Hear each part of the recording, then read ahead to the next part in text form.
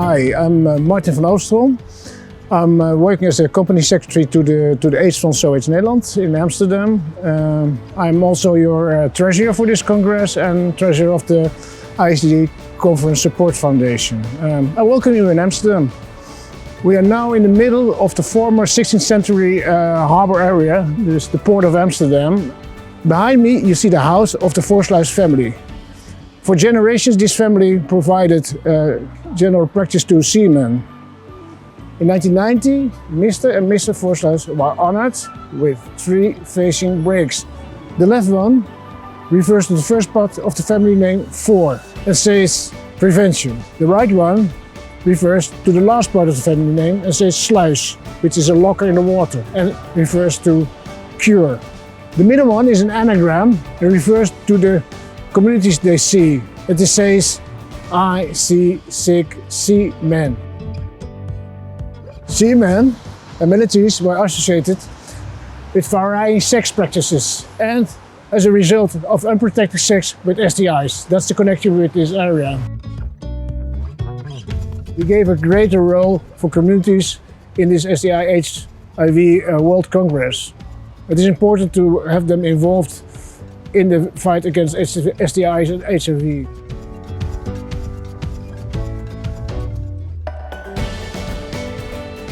I am Adeboale, Tina, or Tina Adeboale, like the artwork knows me. My background is in painting. This is my studio. I am not limited to only paintings. I also am a multimedia artist. Depending on the story I want to tell, I also make works in several other mediums. So in the eastern part of my country, like in Nigeria, within the Igbo tribe, we have what we call the female husband. Sexual practices was very fluid, and so it wasn't boxed up or defined as maybe a lesbian or anything. Women were allowed, so long as they can economically take care of the household, they were allowed to marry wives for themselves. We've always had this kind of very traditional, vernacular sexual practices. And then it's been disrupted, been erased by colonialism, I would say. So within my practice, I like to look at these. First of all, link sexuality to very local spaces where I come from.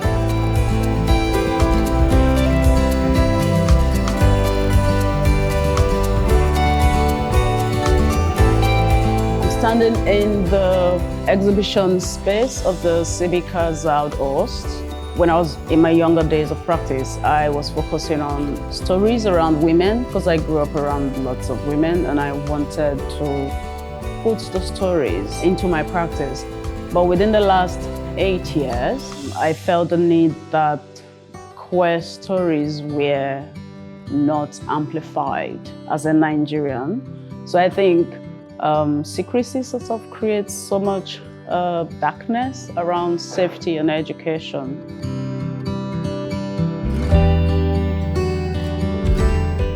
We are still in the Belma, another part of Amsterdam known as Queen's, and I like that everyone can have just space to live, no matter your religion, no matter your background.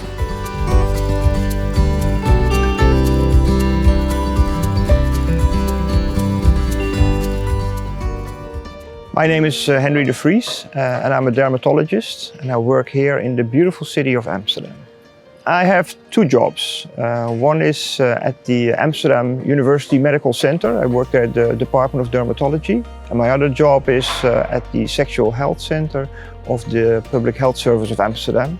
And there I'm mainly involved with STI and especially STI-related research.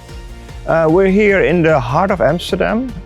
This is where the old academic hospital was located. It's in the back over there, and also the Department of Dermatology.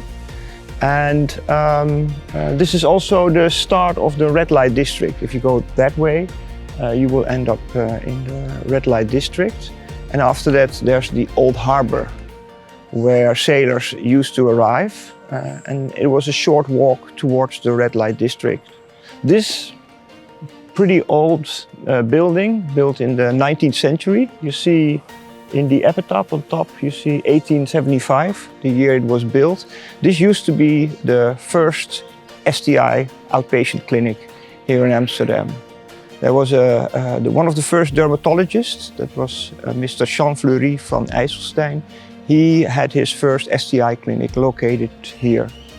And what's very special about this building is that it's completely symmetrical, and that's also how it was used.